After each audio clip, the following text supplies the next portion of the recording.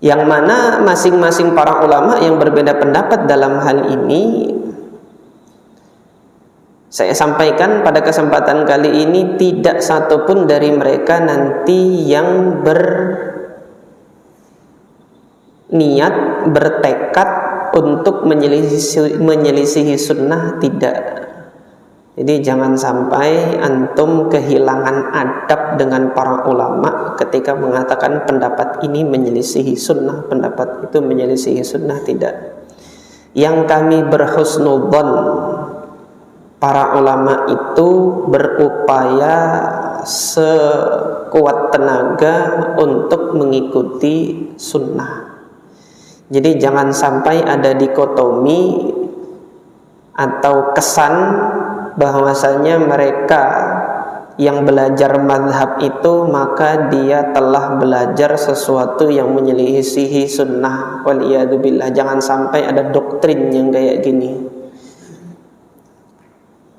Itu bagi saya keliru, karena mazhab itu digagas oleh para ulama untuk khidmah terhadap sunnah.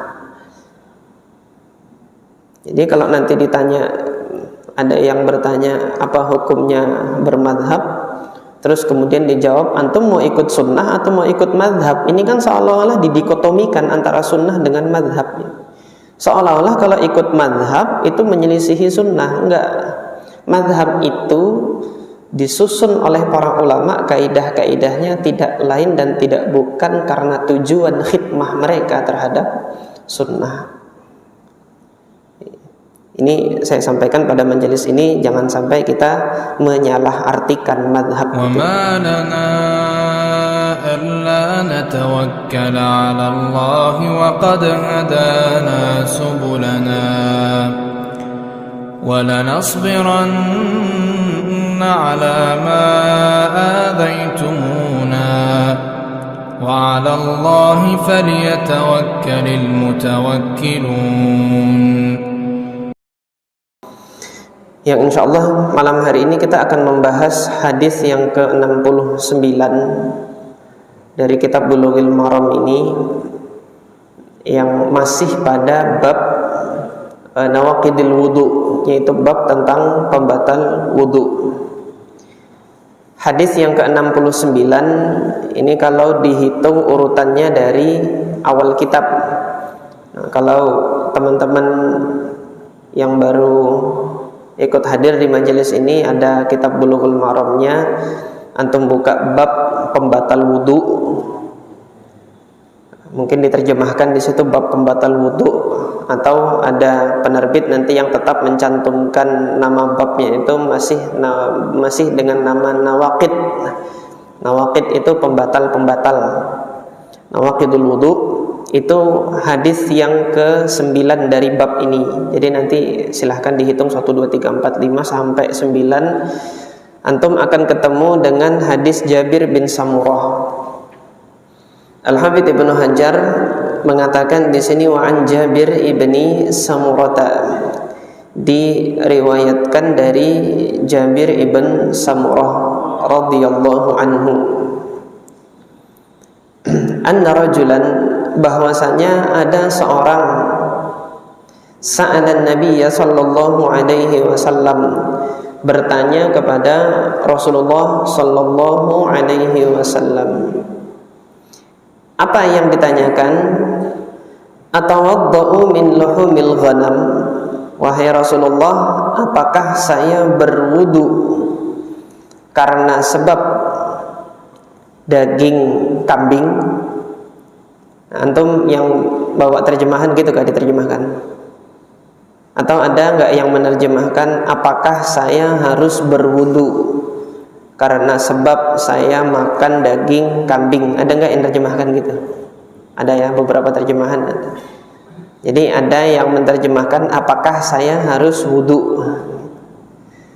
Jadi sebagian penerjemah ada yang menerjemahkan secara literal, atau wadda'u itu a itu apakah, a itu saya, atau wadda'u hanya menanyakan dengan ungkapan fi'il mudhari tidak ada pertanyaan ayajibu alayya, apakah wajib bagi saya, nggak ada ungkapan gitu. Tetapi hanya sekedar menanya saja. Ada yang nanti menerjemahkannya dengan pertanyaan saja, apakah saya berwudu?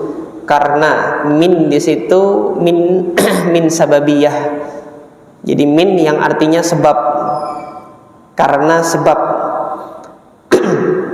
Apakah saya harus berwudu karena sebab makan daging kambing? Qala, maka Nabi menjawab, in syi'ta, kalau kamu mau. Artinya di sini ada kewajiban atau tidak? Tidak ada kewajiban. Makan daging kambing antum enggak wajib wudu.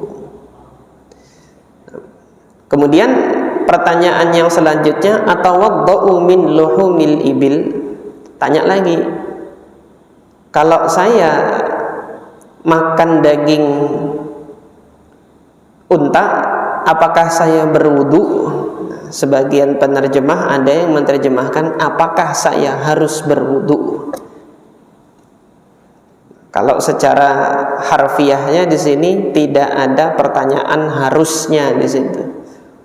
Kata-kata harus tidak ada. Apakah saya berwudu karena sebab makan daging unta?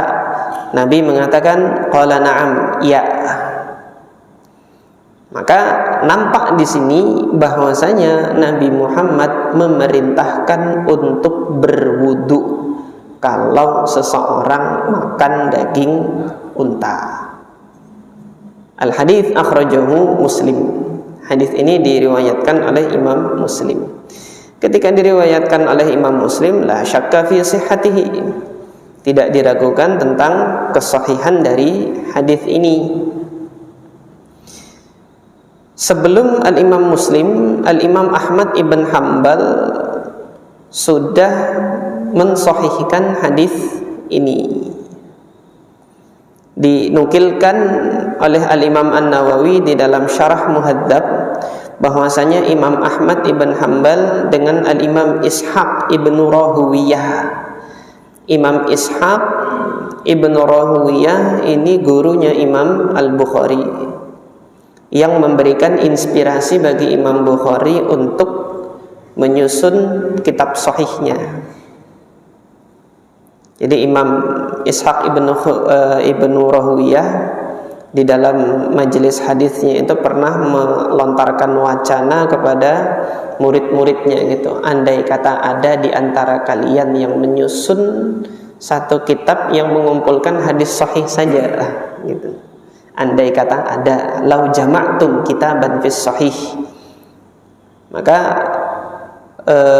ucapannya Imam Ishaq ibnu Rahuwiyah ini tertanam dalam hatinya Imam Al-Bukhari, hingga Imam Bukhari menyusun kitab. Nah, Imam Ishaq ibn Rahuwiyah ini sama dengan Imam Ahmad ketika menghukumi hadis ini. Keduanya menyatakan apa? Sahha 'anin Nabi sallallahu alaihi wasallam fi hadza haditsani.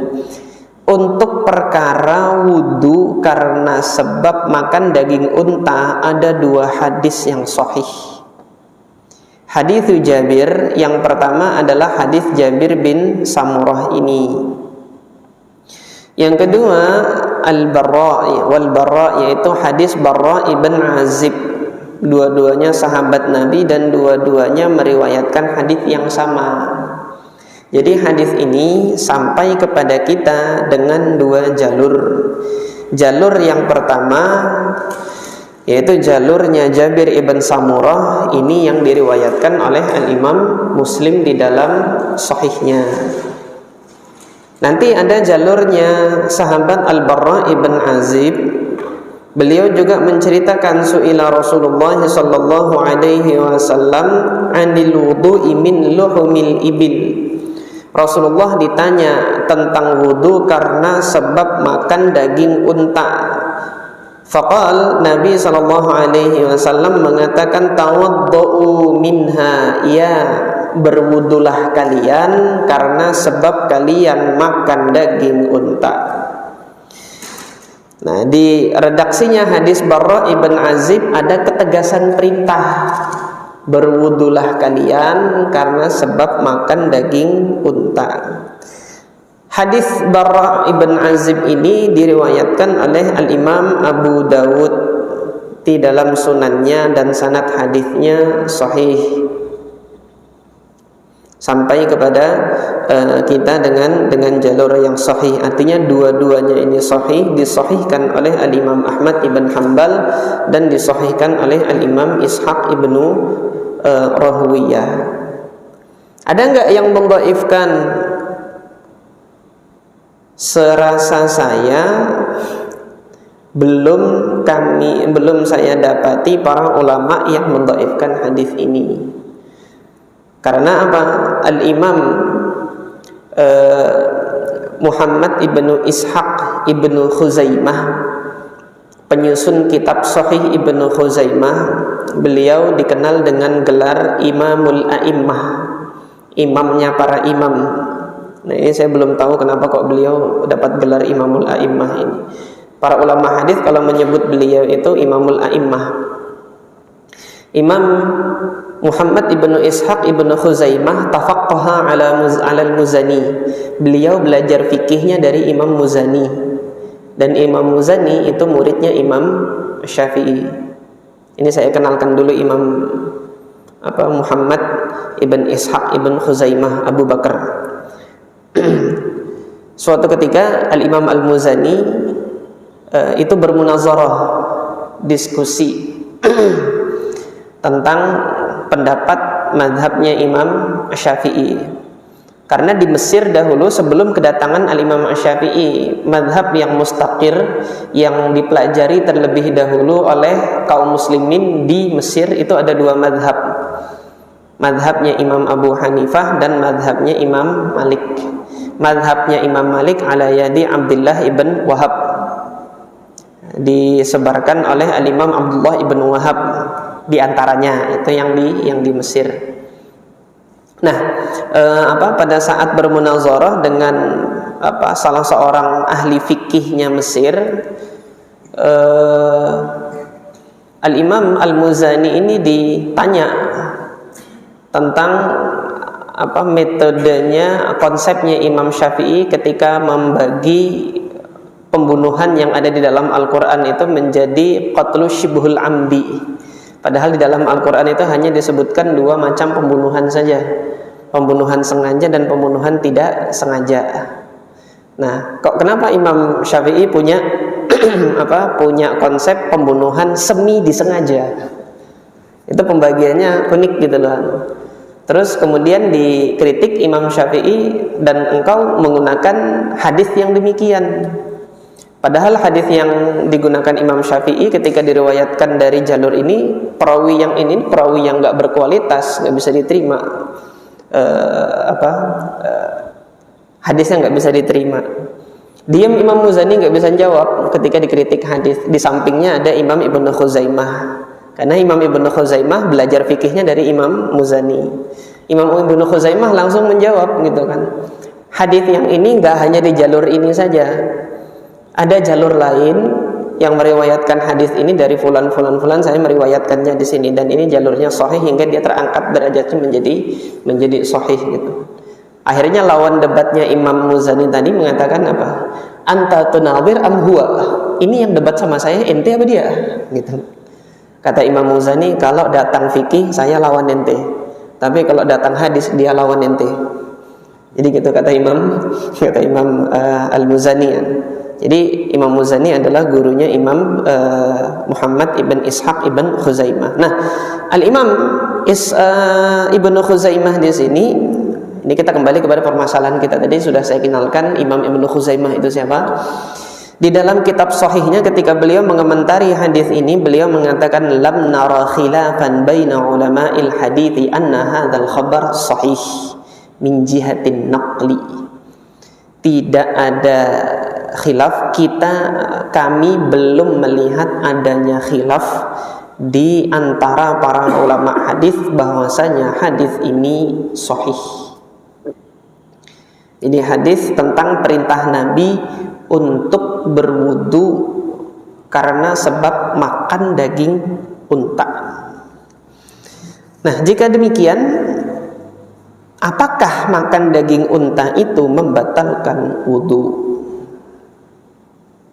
Nah, di sini terjadilah perbedaan pendapat di tengah-tengah para ulama, yang mana masing-masing para ulama yang berbeda pendapat dalam hal ini, saya sampaikan pada kesempatan kali ini, tidak satupun dari mereka nanti yang berniat, bertekad untuk menyelisihi sunnah, tidak. Jadi jangan sampai antum kehilangan adab dengan para ulama ketika mengatakan pendapat ini menyelisihi sunnah, pendapat itu menyelisihi sunnah, tidak. Yang kami berhusnudzon, para ulama itu berupaya sekuat tenaga untuk mengikuti sunnah. Jadi jangan sampai ada dikotomi atau kesan bahwasanya mereka yang belajar mazhab itu maka dia telah belajar sesuatu yang menyelisihi sunnah. Waliyadzubillah, jangan sampai ada doktrin yang kayak gini. Itu bagi saya keliru, karena mazhab itu digagas oleh para ulama untuk khidmah terhadap sunnah. Jadi kalau nanti ditanya, ada yang bertanya apa hukumnya bermadhab, terus kemudian dijawab antum mau ikut sunnah atau mau ikut madhab, ini kan seolah-olah didikotomikan antara sunnah dengan madhab. Seolah-olah kalau ikut madhab itu menyelisihi sunnah. Enggak, madhab itu disusun oleh para ulama, kaidah-kaidahnya tidak lain dan tidak bukan karena tujuan khidmah mereka terhadap sunnah. Ini saya sampaikan pada majelis ini, jangan sampai kita menyalahartikan mazhab itu.